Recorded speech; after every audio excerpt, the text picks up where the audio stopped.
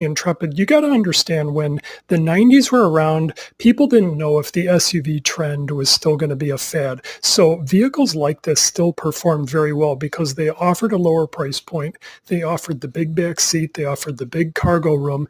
And a lot of people were asking big money for those new small SUVs like the Ford Explorer, the Chevy Blazer. There was a lot of marketing around the SUVs to get more money. But the affordable mid-size segment is where Dodge and Chrysler really capitalized. And this is when still like Eagle and Plymouth and all the other brands were still going on. So they were doing something very similar to what Chevy was doing at the time, is they were marketing essentially a very similar product with a similar engine and transmission across about 4 different brands.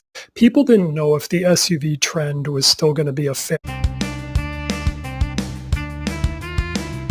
So the Chrysler LH platform is essentially a front-wheel drive cab forward design. Now, the reason these were such great cars is because they used a V6 single overhead cam 24 valve configuration, which was actually revolutionary at the time. See, most vehicles, like Ford vehicles, for example, that use single overhead cam were either using a 2 valve per cylinder or even a 3 valve per cylinder.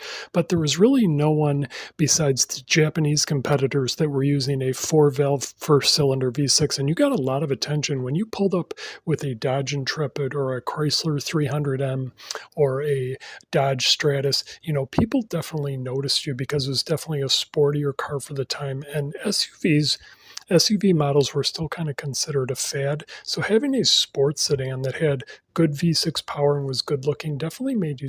The Dodge Intrepid was a landmark vehicle for Chrysler, mostly because it was their first time using a mainstream V6 engine built by Chrysler throughout the 90s and early 2000s. Now, the Dodge Intrepid competed with vehicles like the Ford Taurus, the Nissan Maxima, the Chevy Lumina, but people got a lot of attention when they drove these Dodge Intrepids because they had a V6 engine, which was a 24 valve configuration.